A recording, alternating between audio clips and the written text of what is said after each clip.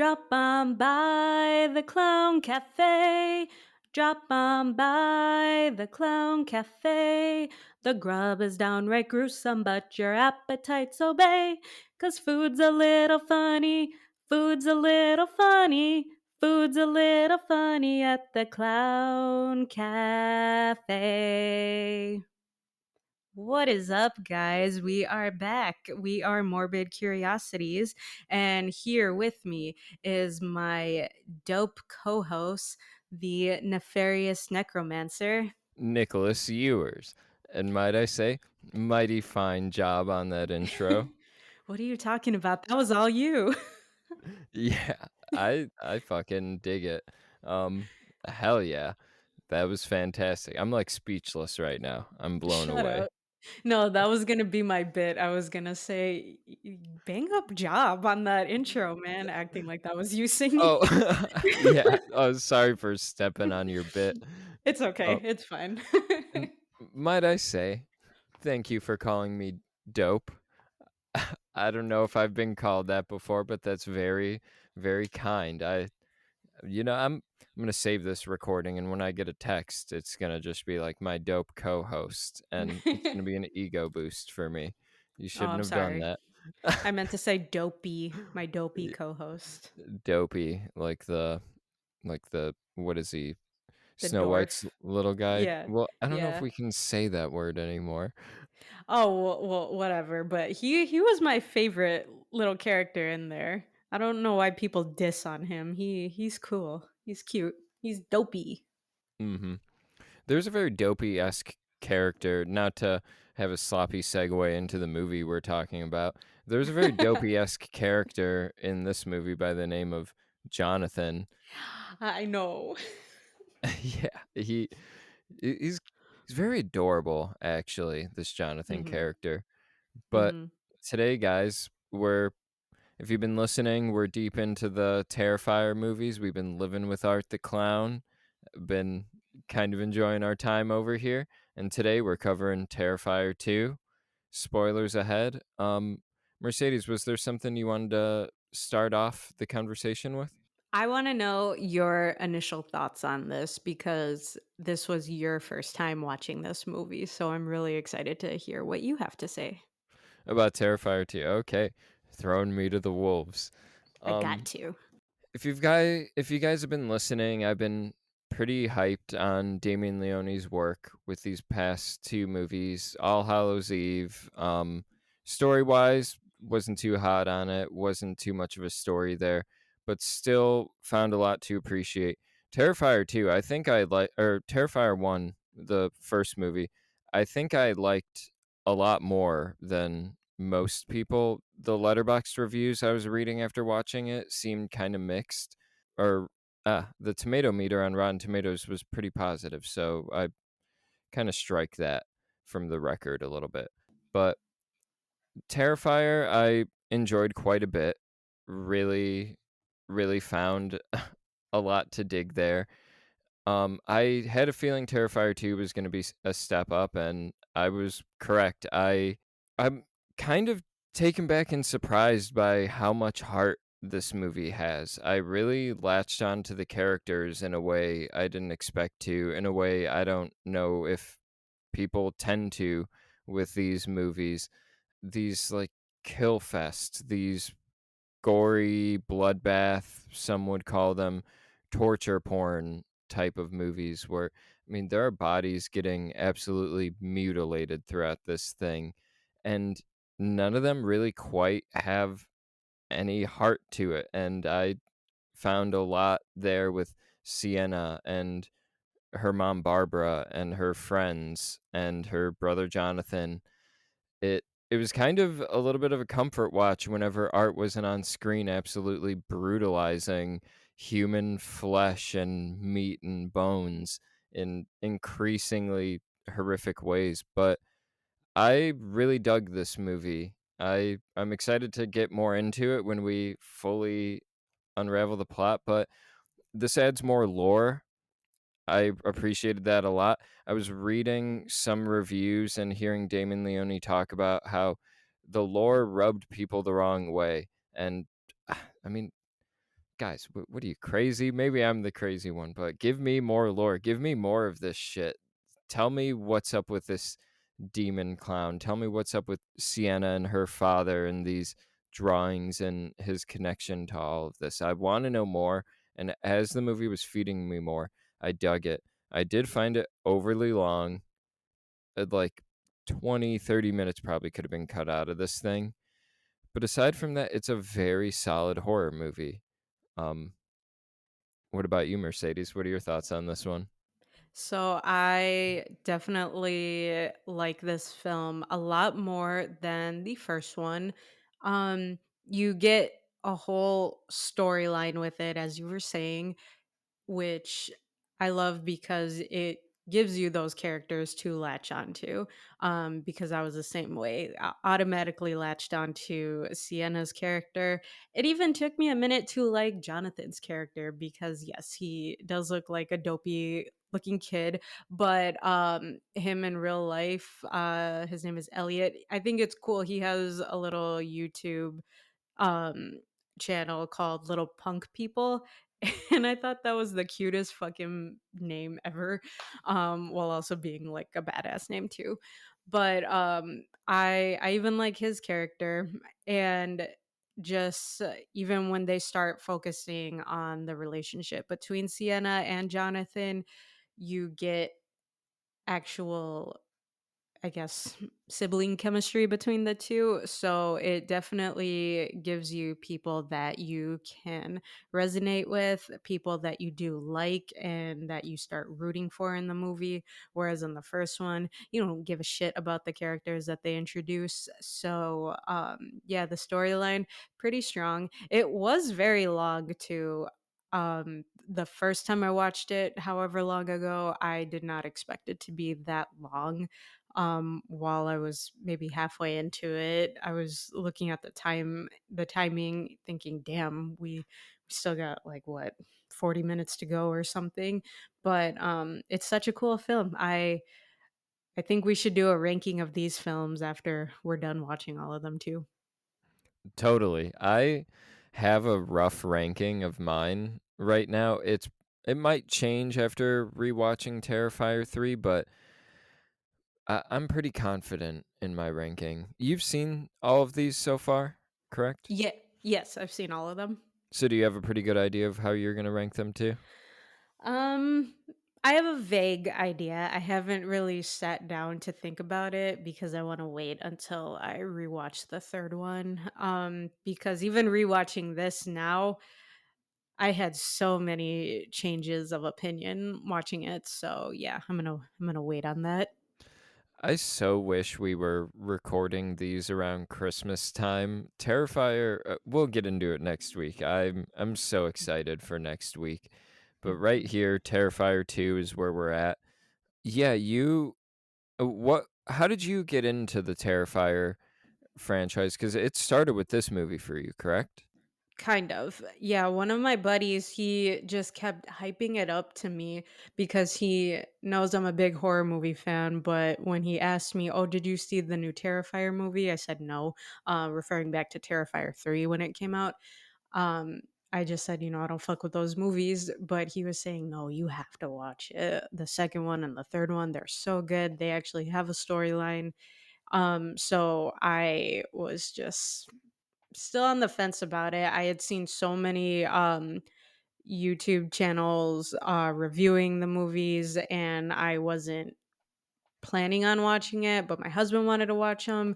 So we ended up watching all of them. And we did actually watch the third one uh, around. When did we watch it? Yeah, right around Christmas time too when it came out. So um, that was my intro to this. So I had watched all three. I just hadn't watched All Hallows Eve until we covered it for the podcast. Well, you want to get into this plot? Hell yeah, hell yeah. So the funny thing was, I broke my own rule watching this because I had watched it so many times. I was even watching little snippets of it as we were covering the Child's Play movies. I was eating while this movie started, and I forgot how the movie started because I would always skip it. to, when they show Sienna. So you're back at the morgue where Art was attacking the mortician, and there's a part where, he's going at it with him. Like, what is with Art and the eyeballs? Like, he always mutilates someone and fucks with their eyeball. So Or they always get him in the eye. yeah, so it was the part where Art, he looks in the mirror, he doesn't have an eyeball, but he's touching it. And I was eating raspberries, and I had looked at Mm. my raspberries thinking, fuck, I just, I screwed myself over. This is what I get for not listening to myself. Moral of the story, don't listen to me. Really, really bad. I've almost started eating before each one of these Terrifier movies, and I've stopped myself, but to an extent, I don't eat as much as I normally would. I lose a little bit of an appetite as I'm bracing myself to watch these movies. And it's weird because when I'm actually in it and watching them, I think for the most part to myself, I could handle eating. And I did watch Terrifier 3 while eating. But for some reason, when I've got the food in front of me, and I'm just like, that kind of looks similar to the thing that I'm eating. I don't really want to fuck with food at that point. I think we're overthinking it and just preparing ourselves, which is why we don't want to do it. But I was surprised I still tried to eat it. And I don't even eat raspberries that much. I just wanted them that day. Hmm. And of course, that was the day that I was watching this movie in its entirety. Never again. I think I'll just go back to skipping that initial scene and then going right to Sienna. Yeah, it's a very, very bloody, gross scene. And I was watching this with the commentary too. And right before I started eating, it was this scene, not to get too far ahead of ourselves, but where this little demon girl is defecating on the floor, and that really made me Mm, not want to eat anything. yeah. It was so gross. Guys, if you're not aware, these are incredibly gross movies. I've heard some people use the word depraved to define them.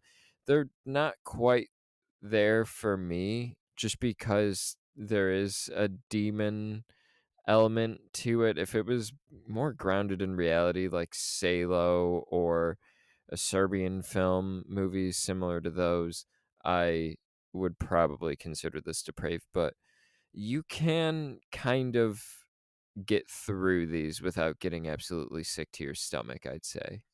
Just because they're so over the top. They really are. You could see how fake the prosthetics are, but when you're in the moment, just kind of absorbing what the scene is offering, you're thinking, "Ow," or "Ew, that's disgusting." Um, so it kind of reminds me of how I felt with and I guess still feel with Rob Zombie's House of a Thousand Corpses and The Devil's Rejects, Mhm. because I didn't initially like House of a Thousand Corpses. And then when The Devil's Rejects came out, I actually liked it more because he had a storyline with it. I thought the storyline was kind of stupid, but at least it was there. So it gave me a reason to kind of like these characters and root for the bad guys in there. Um, so that's kind of how I felt in this one. I didn't like the first Terrifier film, but once watching Terrifier 2, they got the storyline, and it's 20 times better than Rob Zombie's films. I Damn, I shots just love these fired at films. Rob Zombie. I like those films though. I can watch House of a Thousand Corpses and be okay with it. I fucking quote shit from there randomly too. I would try to show people these movies. They wouldn't want to watch all of it though. It was either too much for them or they were just bored. So fuck you guys. But I like some of his films. We'll cover some of them for the podcast. Mhm. I do wanna say in regards to the watching these gore fests and attempting to eat, it does help being in the movie theater, I guess being around other people and being in the darkness, not fully being able to see and engage with your food in a normal way. that makes it a little bit easier because have been able to watch all the Saw movies while eating, and I saw most of those in theaters. Terrifier 3, even I don't know, the Evil Dead remake that we were talking about a couple weeks ago. I've been Yeah. able to handle it in a theater. It's at home where it becomes a little different. It becomes a bit more difficult. Plus, when you're at a theater, you're not really eating food that has the texture of what you're seeing on screen. You're typically eating popcorn or nachos or candy. Um, Unless you're me getting a full burger or a full chicken sandwich and just chowing down, cause I get hungry, man. You're sitting in that seat for a while. I'm ready to chow down. See, that's the beauty of being a woman at that point because me and my husband will go to the movies and I just have burgers and fries in my purse and I Dude, just hand him his. that's such a smart move. I have been honestly debating, and I talked about this on another podcast actually I did with my buddy Jeff Lane. Shout out to Jeff. I've been debating on bringing a purse to the movie theater and sneaking in food because I mean, it's 2025. Who are they to tell me I can't bring in this purse and sneak in food? But my girlfriend was saying they will probably search me and treat it as if I had a backpack just because I'm a guy. So maybe that Just won't have work. her do it. Have her Maybe bring it in. I know. We've conversations have been had about this. There's a Culver's by the movie theater I like to go to. Just stop in there, get some quote unquote real food before we pop Mhm. in. Hell yeah. Cheaper food too. Exactly. Guys, get on board with us. Make this a thing. Also, should movie theaters be as sexist as they are?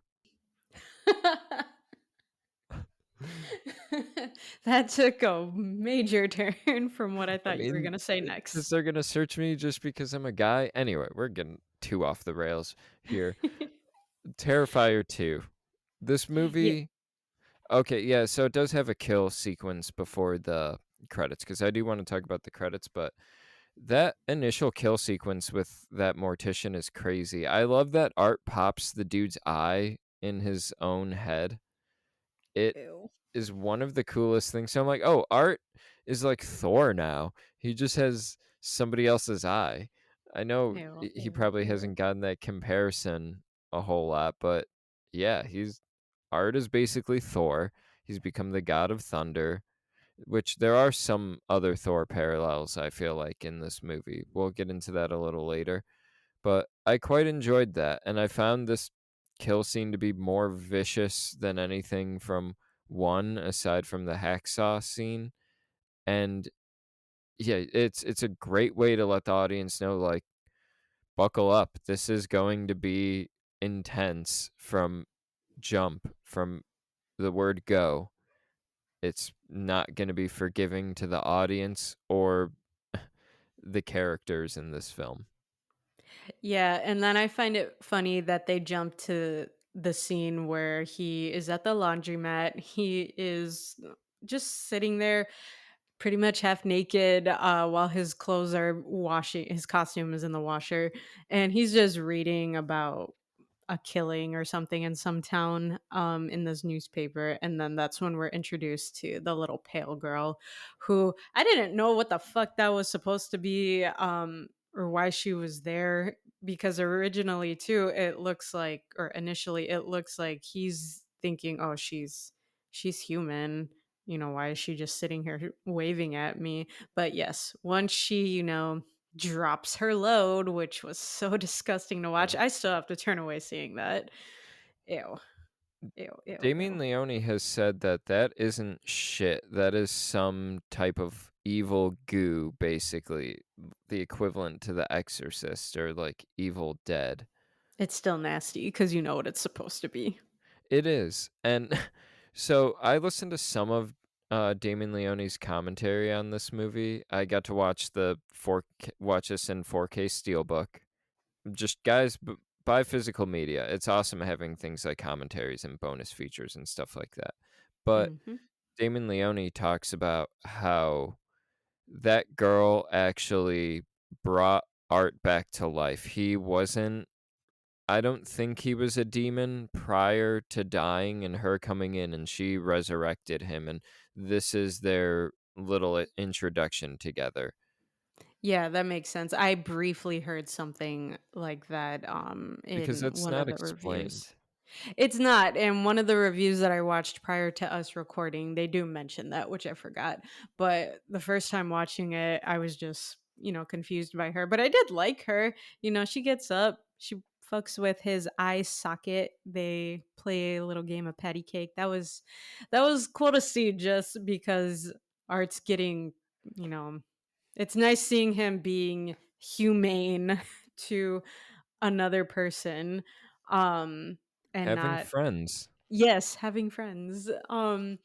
So that was a cool scene to watch, and then it was just random seeing him mopping up a mess, and then once he's leaving, he had, you know, shoved or stabbed half of the mop stick or mop head. No, yeah, the stick of the mop onto that one guy's head or into his head when he was just a good Samaritan just trying to do his clothes in the middle of the night. How rude of Yeah, Art. not bothering anybody. He probably has a really busy job or chaotic job, something that's demanding of him. He has to do his laundry at night and he just ends up dying, getting killed. Or is he a janitor? I might have missed if he was the janitor. No, I don't think he was. He was just sleeping there. So I think if he was an employee, he would have been behind a desk or something there. Maybe he was just loitering there and Art was doing an act of service, just getting that this guy was off the streets. that was an interesting kill. I don't know. I just like the way that because you don't expect it. You just see him mopping and you're just thinking, "What the fuck? Why are you mopping? Why are you cleaning?" But then you just see the guy dead there. You're like, "Oh, okay, maybe that was why he was cleaning." It's an effective way to start the movie. How do you feel about the little girl? She's in the movie. She's in a lot of the movie, and at first, I wasn't too crazy about it. I didn't think Art really needed a partner. It was kind of cool that not everybody could see her, but she eventually grew on me as the story went along. As she did rub me the wrong way, though, initially. I liked her, even though I didn't understand why her character was there. I liked seeing her. Like I said, I liked knowing that Art is not killing everybody in this film. He has one person that he can be pretty chill with and, be vulnerable with. They play with a deceased rodent at one point. They're laughing.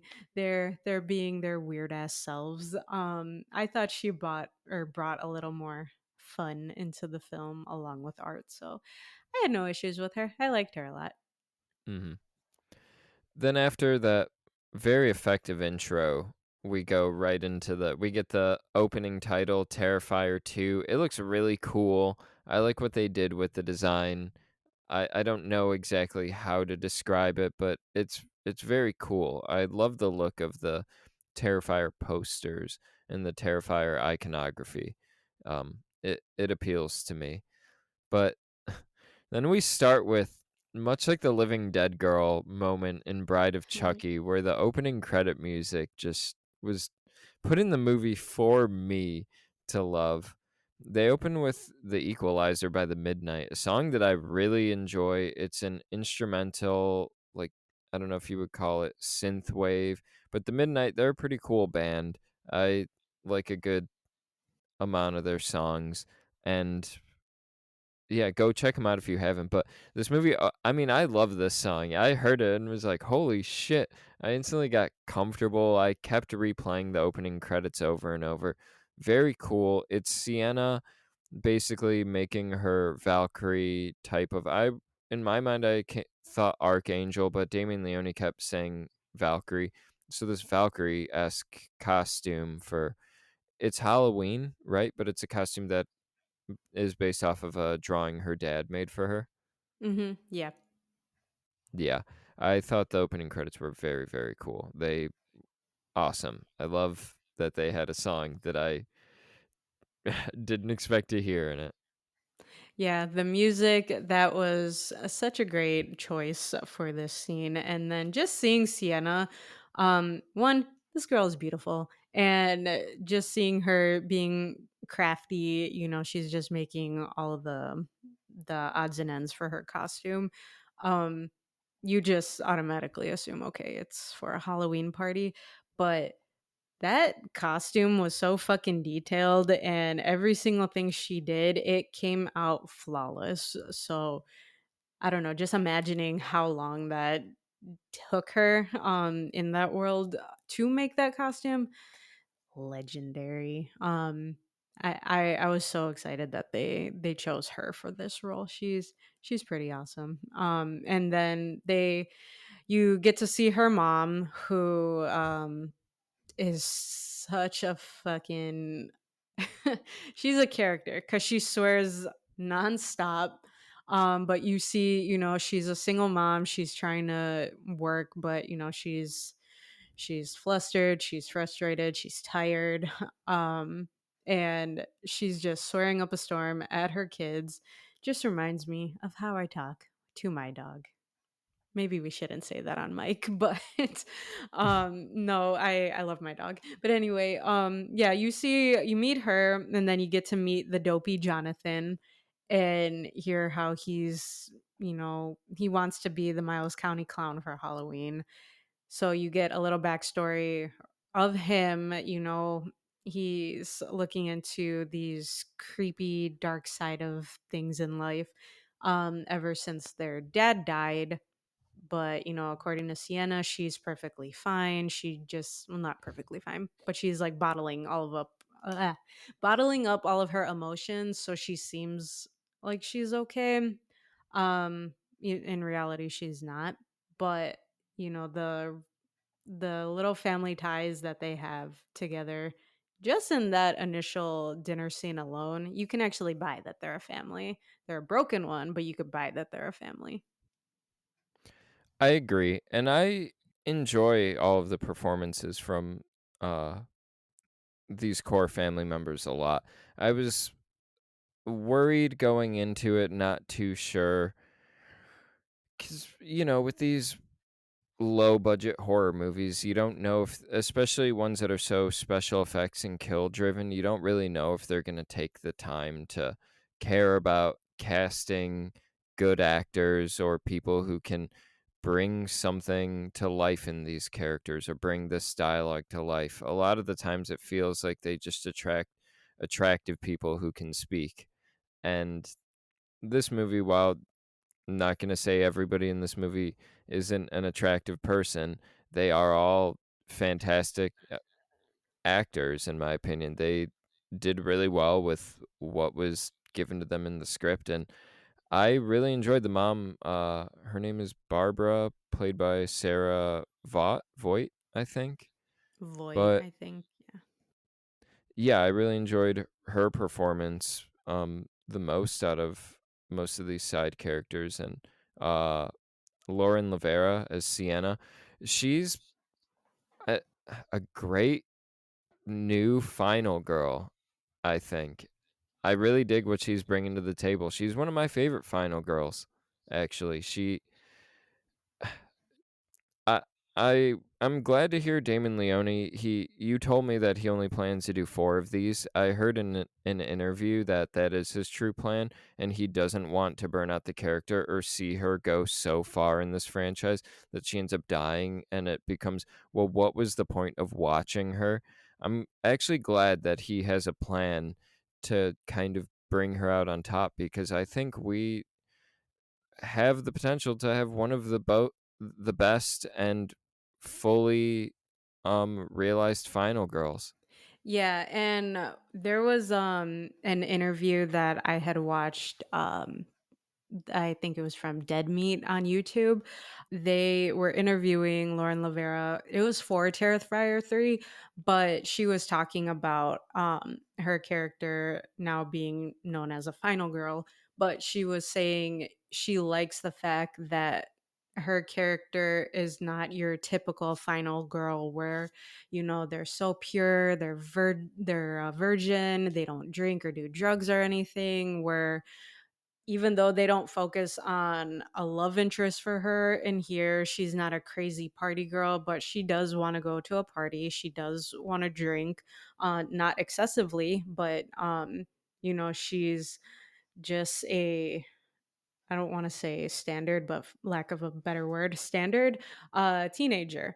Um, she has been through some shit. She's coping as best as she can, but she's not just portraying a pure innocent victim in here. So, uh, her being cast in this role, she plays it in such a strong way. I love her character in here. She's amazing. And then even so, I love the it took me a while to like him, but I do like Jonathan. And I like the relationship that him and Sienna do have, because it's not just like an aggressor and victim type of brother sister relationship. They actually can communicate, they can go to each other. You don't see them go to each other a lot, but he just goes in her room and asks if she can fix his little costume, his little hat for his costume. And they're actually just talking, and she's not picking on him or anything like most older siblings would. So their relationship, I adore them as siblings. I just love both of them. Yeah, she gets reasonably frustrated with him at the beginning because it would be pretty fucked up to dress up as a real life serial killer that's pretty recent, that is still technically on the loose. It That is kind of a dark thing to do in public, especially. Um and even later on in the movie, when she's at the party and talking to her mom, and her mom thinks that Jonathan vandalized her car, she comes to his defense and says, "No, that's not something Jonathan would do. This is weird behavior. It's not like him." And does she come to his defense with the possum thing, or does she not have any kind of an opinion on that? So before he came into her room to ask for help with his hat, Sienna was talking to her mom and just asking her, "Oh, do you ever worry about Jonathan because of what he chose to be for Halloween, and just things he's looking up?" So she was worried about him, but she wasn't just degrading him. She was just, you could see it was just, a legitimate concern. Yeah. But yeah, she does say to her mom, along the lines, "Don't be surprised if you find a dead animal in his room or something." But when she did find out about the dead possum, Sienna does believe that Jonathan didn't do anything with it. Yeah, that dead possum shit was pretty gross. Some of the grossest stuff in the movie. I wouldn't be going anywhere near any kind of dead or mutilated animal. Yeah, these kids are fucking demented to go and poke at a dead animal, a dead rodent for that matter, too. And there were maggots in there. I did not know that until yesterday when I watched it, because I always turned away at that scene, but I looked back at the wrong part and I saw that. That was so disgusting. And it's fucked up to show that little girl those maggots too. That principal should have really rained down hell on those kids. And especially if they did think Jonathan brought that possum in there, which all they have to do is look at the cameras and see that Art the Clown came in there. They probably would look at the cameras and send it home or use it in some kind of case against Jonathan. But they didn't do that. They just assumed it was him. And I guess rightfully so. It looked like he did it. Yeah, and it even painted a good picture of what Jonathan is going through. So I did appreciate that his storyline wasn't he's going to school and he's bullied. I actually thought that was what his character was going to be going through, but the kids there, they know he's into weird and creepy shit, but they don't really make fun of him or anything. No, Um he kinda hangs out with the bully-like kids. 'Cause Right. that was bully behavior calling that girl over there, making her look at that, dead possum. Yeah, and when the teacher or principal, whoever it was, when they came over, none of them even said anything. Like they didn't tattle on anyone. Not that they would have if they weren't friends, but yeah, so I like the fact that, he just wasn't a victim in there either. But you could see he's definitely an outcast. Yeah, I thought they were all going to blame it on him at first, and they didn't, so I was glad they didn't just go with honestly, what the Child's Play remake probably would have done. Oh my god, I hate that little bully in there. Let's not rile me up because I fucking hate that kid. He should have been one of Chucky's victims. Mhm. I didn't mean to drudge up any old grudges you had. I apologize. My blood is boiling now. Let Mhm. me put it to good use with this film. Um, so going into some other characters, what do you think of Sienna's friends, Allie and Brooke? I quite enjoyed them. So Allie is played by Casey Hartnett, and Brooke is played by Kaylee Heyman, and I I enjoyed them. They weren't overly annoying friends of the final girl character. If you watch, let's say, Rob Zombie's Halloween remake, a more modern movie that's similar to this, where they have it's the final girl surrounded by all of her friends, and her friends are for the most part pretty insufferable in that movie. Then when you go to the sequel, her Trash. friends, yes, when you go to the sequel, her friends are equally just as insufferable, if not more. And this, I felt like her friends actually had some agency. They weren't completely useless or dumb characters. Both of them got brutalized in very horrific ways. Allie got it maybe the worst. I didn't understand why she got it so bad. Was it because she was just fucking with Art when he was trick or treating? I don't know. I have But things to say on that. I'll wait on that. on how brutal her death was, I mean, let's get into it. Well, before we do, I want to say one thing about when Sienna meets or sees Art at the Halloween store. It is the day of Mhm. Halloween. What fucking Halloween store is that stocked on supplies and costumes and goods? That looked like a brand new store and it was empty. So that just really got under my skin. I wish I could go visit a store on Halloween and see it like that, but I'm sorry. That I was mean, just something that annoyed me. maybe it's just this movie came out in 2022. Maybe they're not being explicit, but the pandemic could be going on. People just aren't really trick or treating this year that much. There's a serial killer on the loose. He's in the store. Maybe he scared a bunch of people away. Well, that's the thing that leads into this. So he does see Sienna and he's just kind of fucking with her. And so she becomes she's on edge at this point. But he does see why do I keep trying to call her Dawn? Allie, he sees her. Because all these She white women look the same. They do. But Allie bumps into him and then I'm just look kidding. No offense to the white women, by the way. You're white. You could say that. I'm not a woman, though. I don't know if I can say that. Just don't say anything and then we'll be okay. Good point. But yeah, it's when the you start seeing the trick-or-treaters going to their homes. Art goes to Allie's home and Allie's just such a bitch to him. I hate when people are just asking, "Oh, aren't you too old to be trick-or-treating?" So fucking what? Are you really going to get rid of all of your candy? No, I don't think so. If someone puts in the work to put a costume on, give them fucking candy. I come with a friend. It's weird to go trick or treating alone as an adult. He's very off putting. He probably smells bad. I would not even answer the door for that guy, to be honest. I'd call the police. Well, that's the thing. None of these. people have the little eye hole thingy to look outside through their door or their storm door at all. They just have those Yeah. big old snazzy doors.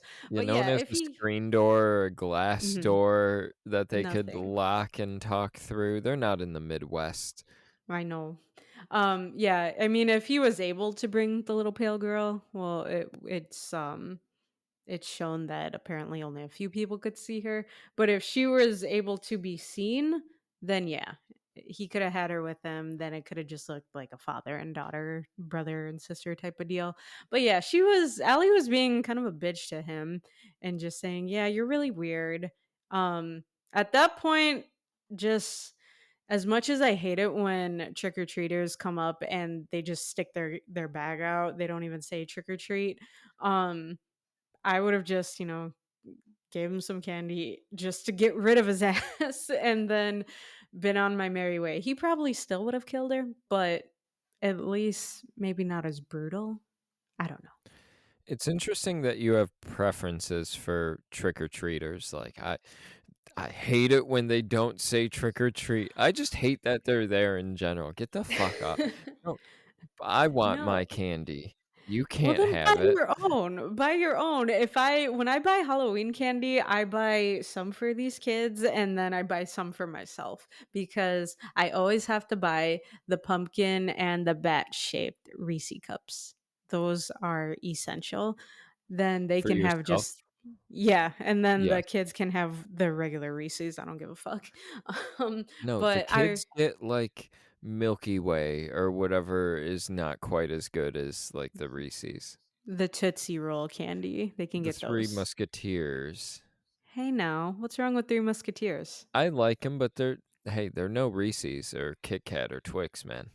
Nothing can compare to those candies, of course not, but you can't diss Three Musketeers like that. Take it back. The kids the kids can take them. Okay, fine.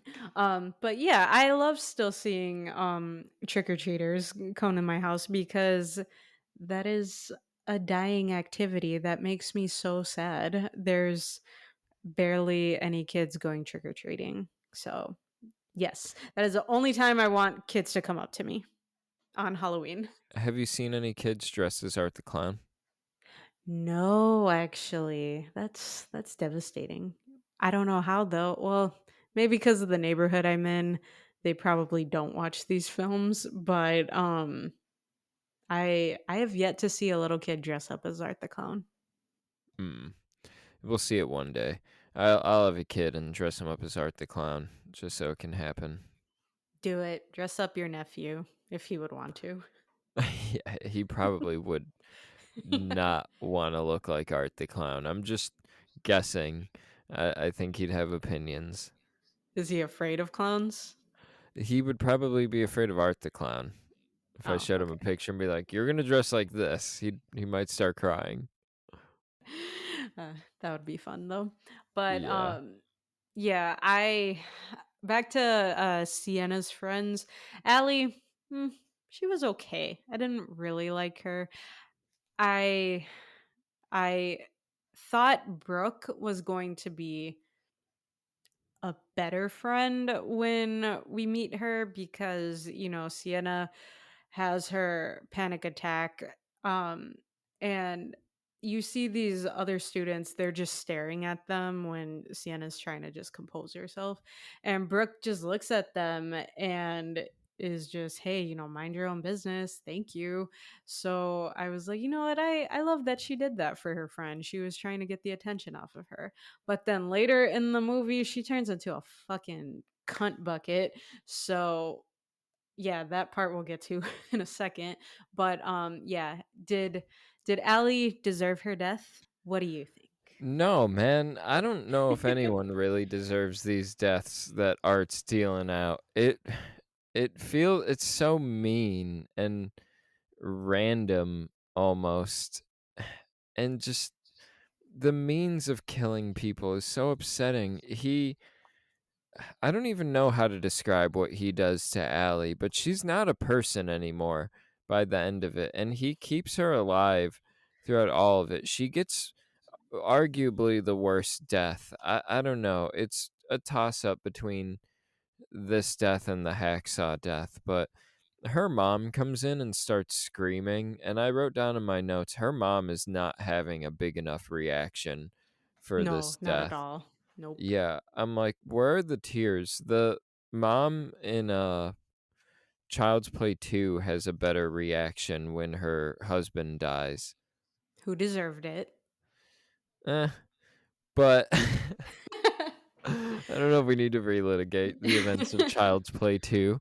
We have a No, whole I episode. I agree though. She was giving some phony screams there, and I'm not gonna lie, Allie's death, it did leave me feeling uneasy just because, again, I knew when I watched this film for the first time, I knew of the bedroom scene. I just didn't know what it was. That's all I heard from people is, oh, the bedroom scene is, the scene. So Mhm. when they were showing that with Allie, just seeing her room and how much of a contrast it was with Sienna's room. Sienna had dark colors in there. She had floral wallpaper, but it was still dark and like a dark blue type of color for her walls. But Allie's room, it looked like a little girl's room still. It had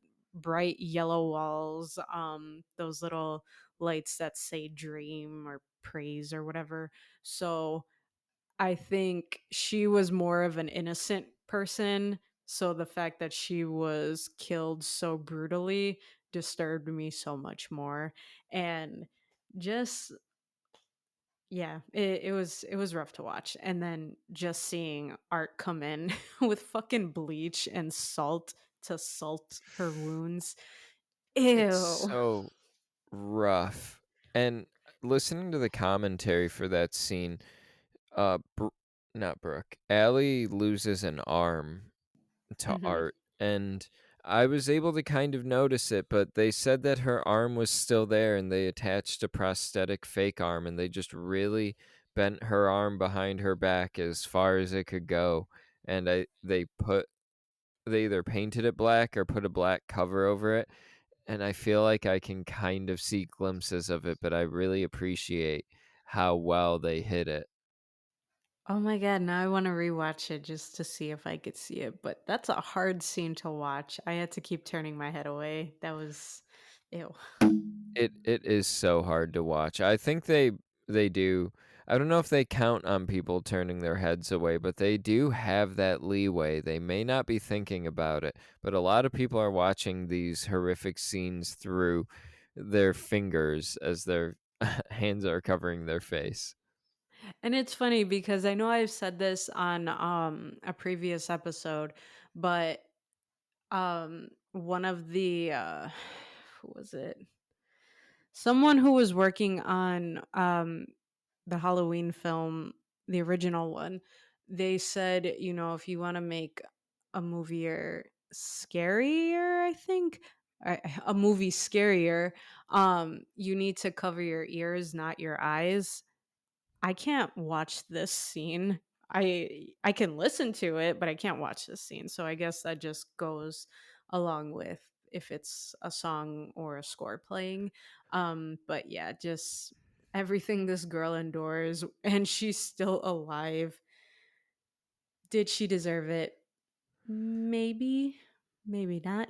No, Guys, what do you no. think? Guys, what do you think? Did Allie deserve her demise? Did she deserve the way she went out? Let us know on our Instagram. Rate us Guys, 5 stars as well. rate us 5 stars, yes. Guys, that's psychotic. She got fucking it's awful what happened to her. Her and Brooke. I found myself for both deaths. I was looking away often. That's my move. It's almost involuntary, but I look down to the ground or just away from the screen and I'm focusing away. I cover my mouth with my shirt and I start saying something to myself. Usually it's, oh my God. Oh my God, as I'm like covering my mouth. It's ridiculous, but I found myself doing that both during Allie and Brooke's death. And Brooke's death I found to be very intense too. He throws some type of acid on her face and starts hitting her with this hammer he made, which, what is it? A leg to a chair or a leg to a bed with nails and screws all through it. Something like that. And he rips open her chest. It's so fucked up, man. Maybe these movies are depraved. Maybe I'm wrong. But, but Brooke deserved it.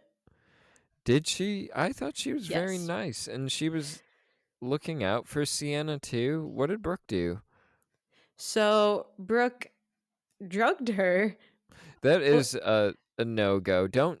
That's so wrong to do. It seems like Sienna might have taken them willingly if she offered. Sienna seems like DTF kinda, mhm. but yeah, that is kind of fucked up. Don't drug your friends, people. Yeah. So before I get more into detail on that, I want to kind of backtrack to Sienna because they show her, just kind of transition into more of the um I would say, kind of the bad girl type of thing where she does start to, get ready for the Halloween party. She puts on her Valkyrie costume, which looks fucking amazing, so badass. Even her makeup, the way she did her hair, oh my god, flawless. But it was cool because even when she was in the Halloween store and she was going to get the new wings since her wings caught on fire from her dream, she was wearing a white and black sweatshirt, and when she had the wings on, it kind of painted her as, angelic. I keep saying the word pure, but pure, untouched and everything. But then once they show her in her Valkyrie costume, she does have the wings painted. The costume is bronze and gold type of color scheme going on. So you can see that transition there. So fucking amazing. I love that part. But yeah, then they go to the Halloween party, her and Brooke, and they're okay. Everything seems to be fine except Sienna's worried that Allie isn't answering the phone. So that was when Brooke is just thinking, okay, well, let me get you drunk, let me try to get you to drink more. Sienna is hesitant to drink too much, but then yeah, Brooke just drugs her. And when Sienna has her panic attack, when she sees the little pale girl show up, this is when Brooke pisses me off because Brooke goes off on her in the car when both of them and the boyfriend are leaving, just saying, what the fuck was that? That wasn't normal. And it's because this girl was also on Xanax, right? Xanax and Molly. Yeah. So she was originally on Xanax, but then her dumbass friend put Molly in her drink. So I thought it was so fucked up because she was saying, I was just trying to make you feel better and do something nice for you because you're like Miss Morbid all the time. That's such a fucked up thing to say when even after she Calling goes your in a friend morbid. no, The because morbid of mistress, maybe. for me, it's different because you're saying it in a nicer context. But for her, she's saying it like, "Oh, you're always upset and sad and dark, thinking about all of this shit." But it's like, dude, you later go on to explain what the fuck happened with her dad and the horrific death that he even had. So, what do you expect from this girl? It should be expected that she's in kind of a dark place. She's carrying herself well, but yeah, she's in a dark place. So the fact that she said it like that really fucking pissed me off. So I hated her. Yes, Brooke deserved to die the way she did. The way she did? Oh man, that's Yes. so hard. Fuck. Yeah, she gets her leg cut up, like Art's fucking with her. He's chasing her. I did like the fact that she removed her fucking knee-high boots. And then she's in that gross looking bathroom. She attempts to prepare herself to fight back, but yeah, once he throws that acid on her, That was so fucked up. And then once he's like busting her chest cavity open, that was gross, but she deserved it because who does that to a friend? You are not a friend to do that to a friend. Fuck you. You deserved it. Oh man. That death is a lot. Rest in peace, Brooke and Allie. How do you feel? Because I know some people have opinions on the fact that women get such intense and brutal deaths in this movie. Now, you don't have to have an opinion on it if you just don't have one, but do you have an opinion on that? Or do you have any kind of a side in the argument of are these too mean to women? Um, I would say that's a question more so for part 3, but what I will say now is I was watching it thinking Art's going or taking it pretty easy on Jonathan. You know, he's just slicing him with the scalpel. He's not doing too much to him. Yeah, he starts biting his wrist or his hand at the end, but he doesn't go full on art mode on Jonathan compared He to these other women. he does go hard on the guy in the morgue, and Brooke's boyfriend could get it worse, but he does go pretty hard at that dude's dick. So men do get hurt beyond Jonathan, but not to the extent of Allie and Brooke and Dawn from the last movie. Maybe it's because he thinks these women are pretty and, you know, he's trying to kill them and make them prettier in his point of view. So that could be why. He's He just could straight. he could have mom issues, you know? He could. He did, you know, lean into that cat lady's touch when she was asking him, have you ever felt a mother's touch or whatever? And he's sucking his thumb in the first movie. So he could have mom issues. Yeah, it isn't out of the ordinary, I feel, for maniacs to target people of the opposite gender. It doesn't always happen, not always the case, but I feel like it's not abnormal. Yeah. And I mean, they do show a little extra or excessive ways of him just torturing his victims who are male, like the mortician and the cashier at the party store. So yeah, they're not as crazy as the way he does kill these women, but he's just making art with them. I mean, there is in general the I talked about it on These Guys Got Juice with my co-host over there, Doug, but there is inherently something sexual about slashers in particular and the way they murder people like Michael Myers with a knife. It's a penetration, a lot of art. He's penetrating people. There is almost some weird psychosexual element to this character. He really relishes in it, and it it's a lot. Art doesn't seem like the most chill hang, but it does seem like there is some kind of a sexual element to him too. Yeah, there probably is, especially because in the first one he does cut off the the breasts of the cat lady and he pretty much wears it like a vest and he's just Oh. walking very dainty like and uh, just the lighting on his makeup on his face, that is the part that horrified me in that film. But yeah, I could see where you're coming from on that. Outside of the gore and how appropriately horrific this movie is, I do want to get a little bit into the lore and take us a little bit closer to the beginning where Sienna has this dream about the clown cafe. Uh, this is something I think you have some opinions on too, or at least you're pretty favorable towards this Maybe. scene. I I wrote down in my notes, Clown Cafe is very David Lynch. It's a dream, could be part reality. Um, at the end of this, Art shoots fire and Sienna blocks it with her sword, wakes up, and her angel wings are on fire. I found that and I know this is a cliche, I found it very, very Lynchian. And then watching the commentary, David Leone you did reference David Lynch a few times, and you cite him as inspiration. And I was just like, it's there, it comes through, which is pretty cool.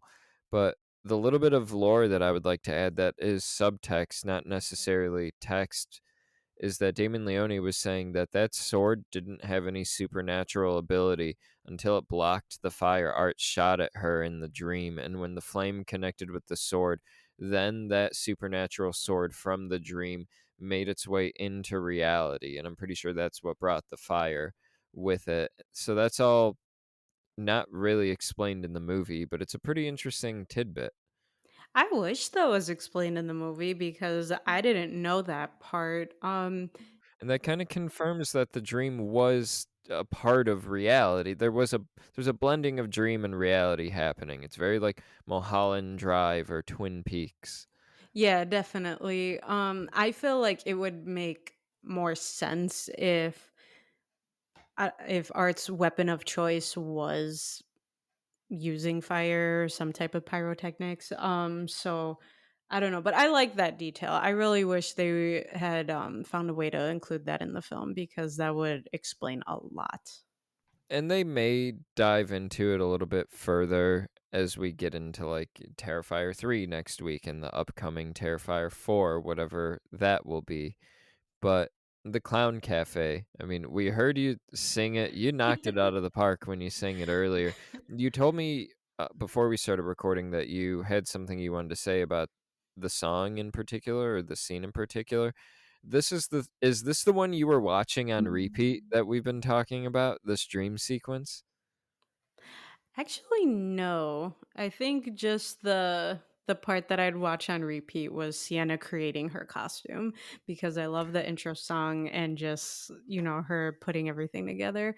No, I just thought this dream sequence was so fucked up because it's literally how nightmares will be for me, just so fucking random because you see her you know what this whole dream is about. It's about Art the Clown and they just throw some fun in there, Art Krispies cereal, and then you just see it take so many different fucking turns. Okay, these kids are meeting Art the Clown. You know he's a fucking deranged serial killer, and then the cereal ends up having like razors and bugs in it that kills this kid. Art kills everyone else. So just watching it, I was just thinking, wow, this is literally what nightmares are made of. So that and then the jingle was catchy, so I thought it would be funny to include that in here. So I didn't have too many opinions on this scene.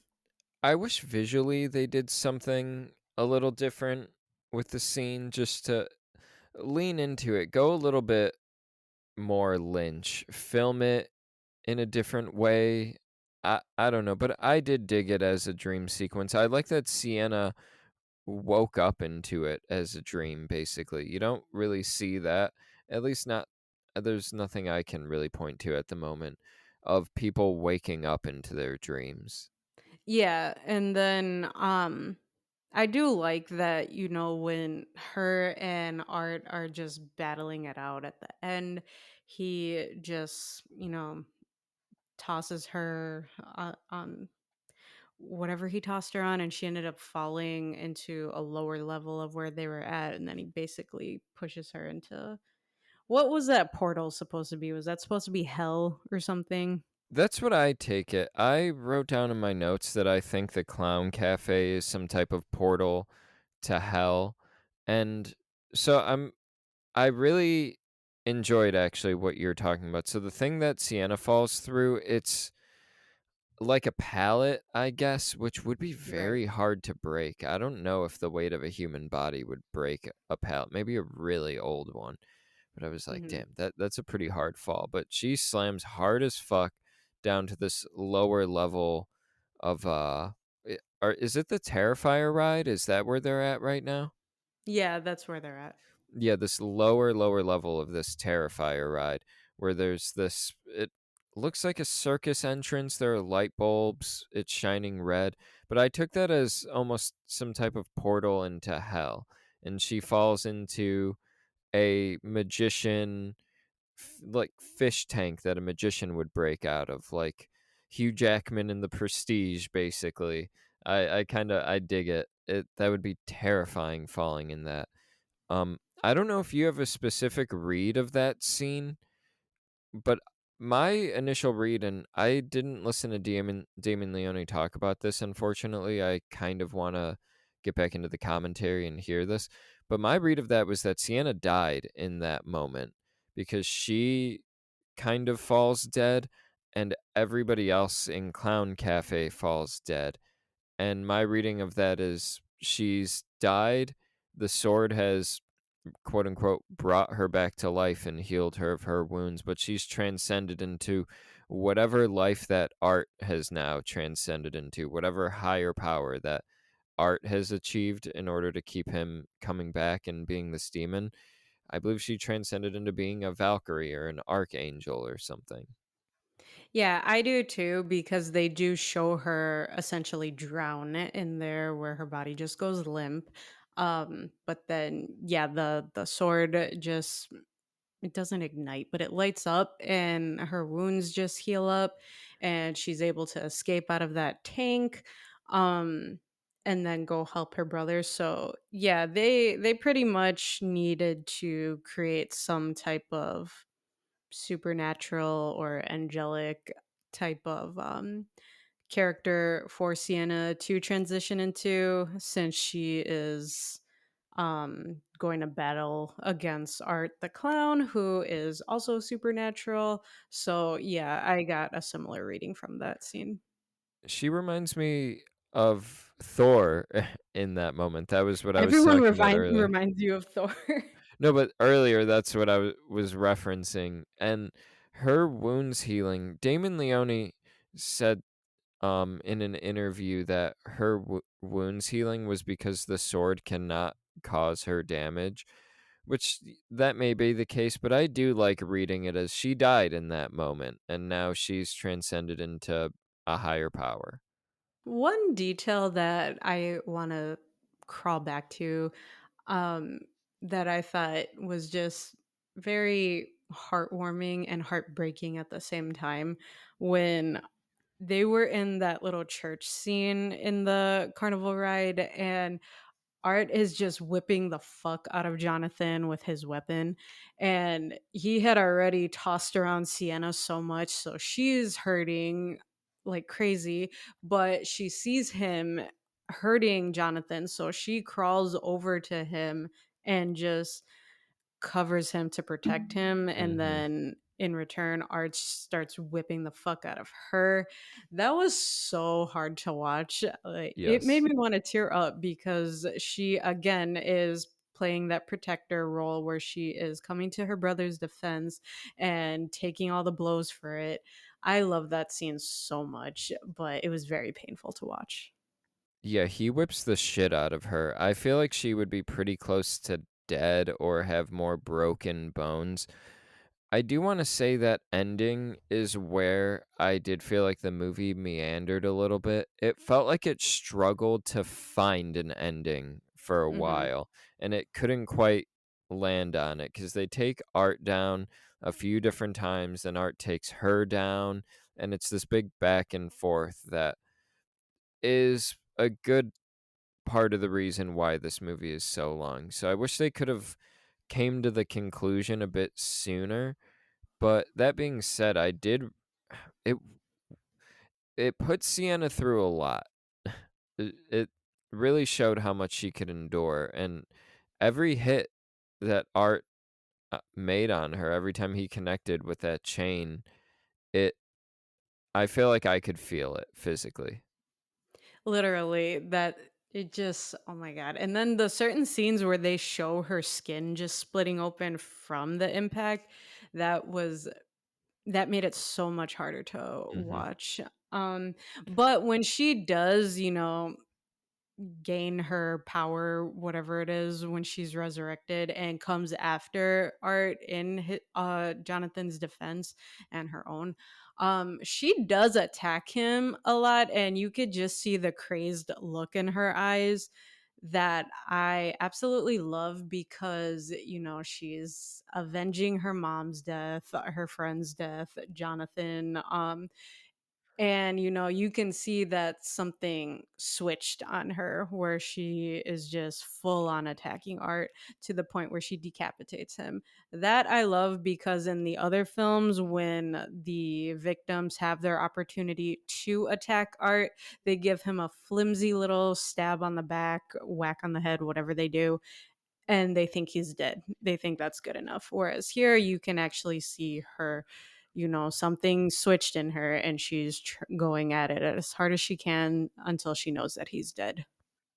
Yeah, or these characters will stab him in the back and then run away and hide immediately, Right. give him enough Yeah. time to find him, make a noise while he's around the corner looking for him. It gets a little unbelievable at times. And then I wanted to point out too the part where they bring back Victoria, I had never seen until yesterday. Do you want to go into Oh, that? really? Yeah, I like I said, I'm really bad at knowing when there's a post-credit scene because I automatically turn off the movie or whoever I'm with, they want to dip out of the theater. So I was just looking more information on the movie for more information on my phone, and then I just heard something on my TV and I looked up seeing the scene, and I was just like, fuck, I didn't even know this thing existed. So, yeah, you want to go into it more? Damn. I can't believe people are so quick to just hop back into reality after watching a movie, and I they know, just let's stay a can't while. enjoy a moment. Yeah, just sit there, take it in, think about what you just watched. It's okay. Instagram will still be there, guys. Let's be uncomfortable in this world for just a little while longer. Yeah, and who knows? Samuel L. Jackson might show up and say he's putting together a team at the end of it, and you'll get to tell people you were there for it. Oh I man, was there yeah. for the Iron Man reveal, the shit that started all this after credits stuff, and I don't know. I just always chilled in the theater for a little bit. It's a lost art form, It really is. hanging out and doing nothing. Yeah, so this ending, it's basically we go back to so after Sienna beheads Art, we, rah rah, everybody's happy, we clap, we cheer. It's like, yes, he's dead. We did it. And then the little demon girl walks off with Art's decapitated head and it's cut to credits, ooh, what's gonna happen next? And so we cut to this mental health facility, insane asylum, whatever you would want to call it. The location of Cult of Chucky, if you guys are familiar with that movie. And it's Chris Jericho. I gotta say, playing a guy with a wife, I like that for him. When he's like, "Yeah, my wife made that." I was like, "This guy's got a wife." I was like, "It's a good character, wife guy over here." I really dug it. But so they're like complaining about Vicky, like, oh, she's being weird, and we keep cutting to her carving blood out of her vagina and writing things like whore and cunt all over the wall in blood. It's absolutely disgusting. The sounds she's making are disgusting. And this nurse goes to check on her, and she's given birth to Art's head. And I kind of like that little thing because so this little girl, that's what I was wondering. I was thinking, so she's not a part of our reality. She's just going to carry Art's head to wherever. How's that going to explain anything? But I did like that. Oh, she's the supernatural force and Vicky is the vessel and she's become basically this like weird art obsessed creature now, almost like a Evil Dead or Exorcist level possession that's happening. I found it disgusting and upsetting, and the look of Vicky is better than she's looked throughout the past two movies. You like that scene? I found it to be, I mean, I didn't like enjoy it like it was a comfort watch, but it was a great note to end it on, and I enjoyed seeing Chris Jericho. I mean, I don't know if he needs the work. He could probably pay a different actor. I mean, but I take that back. Maybe he didn't take much of a payday, and it was just to have his name on the movie. I don't know. I, for one, was annoyed because, again, we have another type of psychiatric ward that only has two fucking employees, apparently. And then the the nurse or whoever it was, she was actually, I think she was actually the person who sang the Clown Cafe song. She goes to check on Vicky by herself, and when she looks through the little window and sees what she's doing and all this shit, why would you go in there by yourself? Call for fucking backup at that point. They don't show her die, but she deserved to die for being that stupid. But yeah, when she opens the door and sees Vicky cradling Art's head, that was disgusting. No, they. But it makes sense now with what the supernatural force, the evil force that the little pale girl was, is now in Vicky. You're like, the beginning of Terrifier 3 makes a lot more sense now. It really Have does. having seen this, because that was I won't spoil Terrifier 3 for the listeners, but we're at the end of our Terrifier 2 episode, so I could get into it. Before the credits, like, before the post-credit scene kicked in, I was thinking, "Wait, how do we get where's Chris Jericho?" He was in the credits, and he's at the beginning of Terrifier 3.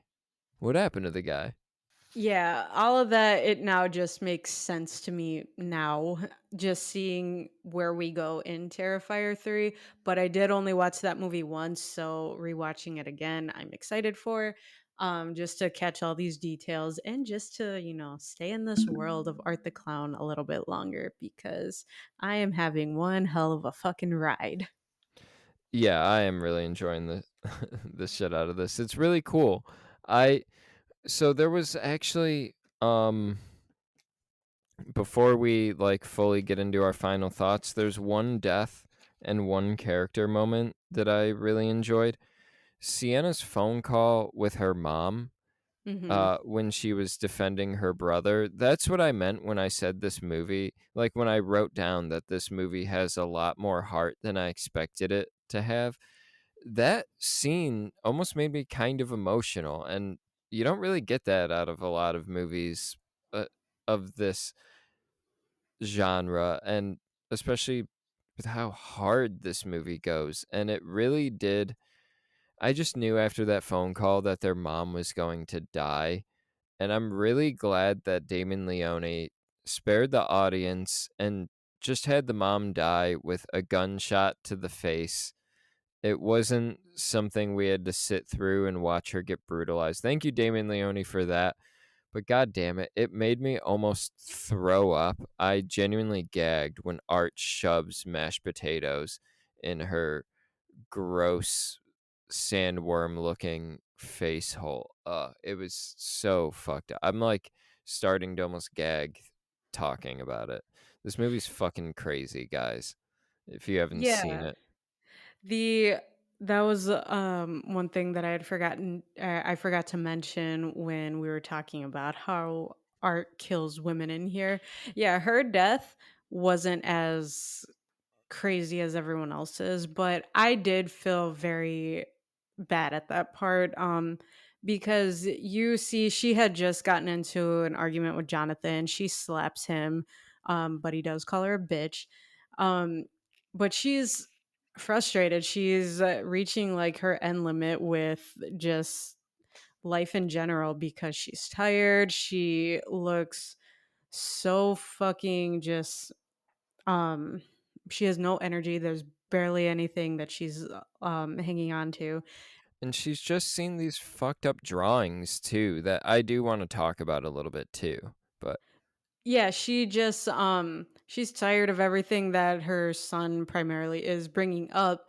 So when she does have that phone call with Sienna, you see that she doesn't have anyone really to confide in either, because when this shit happens, she doesn't have her husband to call. She doesn't contact a friend to, vent to about this. She calls her daughter, knowing her daughter is out at a party enjoying herself.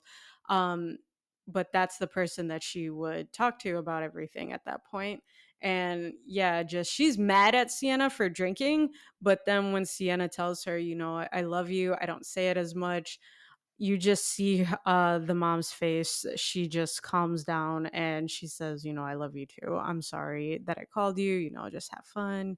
And yeah, so her death scene, that even though it wasn't as graphic, well, it was pretty fucking graphic, but even though it wasn't as fucked up as all the other death scenes in here, it was very gut wrenching to watch. I hated her death scene.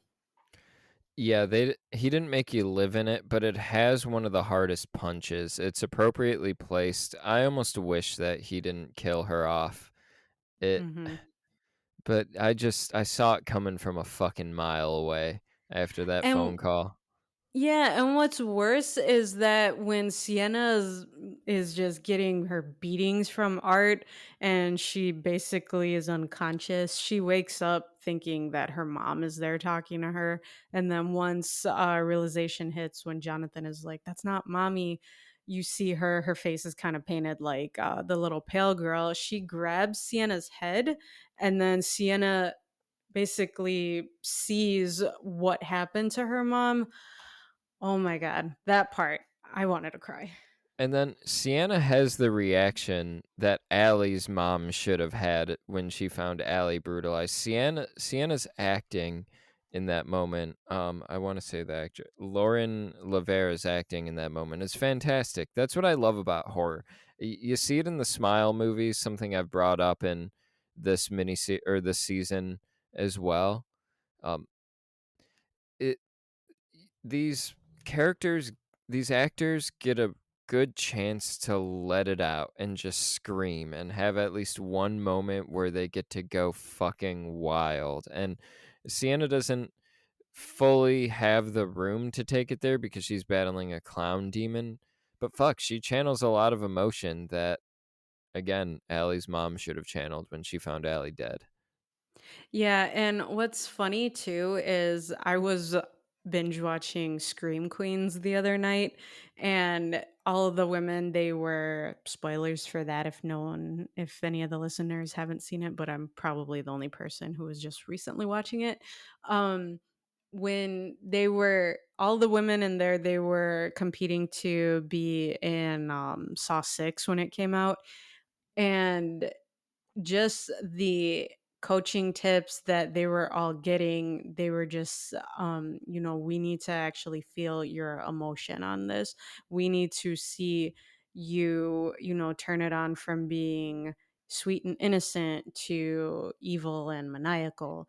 And a lot of the girls there, they didn't have it, and there was even one girl who was saying, nothing bad has happened to me in my life, so I can't invoke that emotion. But just thinking about it, it's like, wow, actors do have to really dig deep into darker emotions to bring out that side of them in films in order to portray their character more effectively. So, yeah, Lauren Lavera, she does a fucking bang up job in here. Amazing. She is fantastic. Another thing before we fully wrap up, we didn't talk about hers and Jonathan's dad too much throughout Hmm. this. There's a little bit of details that I learned from the commentary that weren't in the movie. So their dad, I guess, he dies a little bit after the events of Terrifier 1. I did a Google AI search and it says that he died before the events of the first Terrifier, but he has newspaper clippings in his book from the events of the first Terrifier. So that doesn't make sense. He would have had to have died afterwards. But he has these drawings of Art the Clown that those are some of the drawings that really had upset his wife, but Damon Leone talks about how the dad at the end of his life wasn't doing well mentally, wasn't in a good place, had these delusions, but he was just taking on the burden and the weight of Art the Clown and everything that's going on, and he was absorbing all of these blows for Sienna and creating things for her to be able to take on Art the Clown. I could have got some of that wrong. I didn't get to write down verbatim, but so there's a little bit of backstory going on with his dad or their dad that I find pretty interesting. Nice. I really wish they focused on that a little more. I know they dabble into it in part 3. I can't remember all of it, so I think we're going to have some more discussions on the dad once we reach Terrifier 3. And I'm sure part 4 is really going to get more into the lore too. So I'm excited. I really am. Um, do you have any final thoughts on Terrifier 2 before we wrap it up? Fucking badass film, badass final girl. Go watch it if you haven't seen it. I'm pretty sure I'm the only one in the world who hadn't seen it up to this point. So, yeah, go watch it. Who hadn't seen Terrifier 2? Yeah, just because I was opting to not watch the Terrifier films because they weren't my cup of tea. But then, my buddy really hyped it up, made my husband hyped up for it. So, of course, I had to watch it. But now I I love think them. y- I think you got into the Terrifier movies before I did. Well, you at least saw part 3, so you were on board with that film, so you watched some portion of it.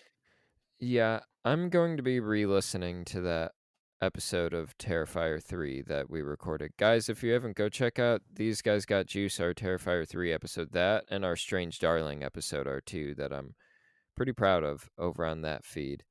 Um, yeah, it was really nice talking T2 with you. The iconic T2, not to be mistaken for Terminator 2 Judgment Day or T2 Train Spotting.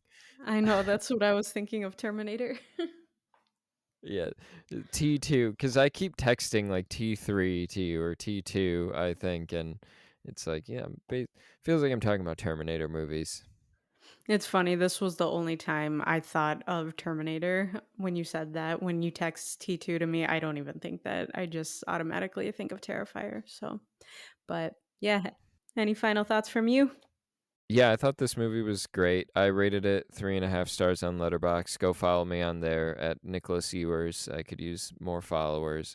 I really dig it though. This is a strong entry into the franchise. I probably would have ended up rating it a bit higher if they just cut a little bit of the fat out.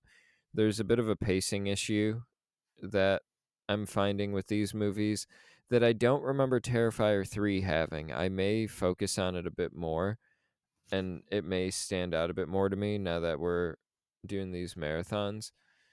But Terrifier 3, I mean, it's 2 hours and 5 minutes, 15 minutes shorter. Yeah, that would make a big difference in this movie if they cut out 15 minutes out of T2. But overall, I'm very happy with it. I see myself revisiting this one and Terrifier 3 a good amount of times. Maybe the first one too, but this is where it feels like a lot of life and personality has been breathed into this franchise, and I'm excited for next week to wrap it up. We're flying through this season. Yeah, it's been a fun ride. And guys, if there are any movies or franchises you want us to watch and review on the podcast, let us know. Comment on our Instagram. And yeah, we can keep going with this thing, see where we end up. Yeah, we have 2 mini-series left before we really start adding things to the schedule, and these next few, including this one, have been and are shorter mini-series. So leave us a 5-star review. That'll really push us to talk about what you guys want us to talk about. Leave us a 5-star review on Apple Podcasts. Tell a friend, spread the word about the podcast. Help us get the word out and really help this thing grow. We're happy to be here and happy to be delivering you guys the movie talk. We've been morbid curiosities. Hell yeah.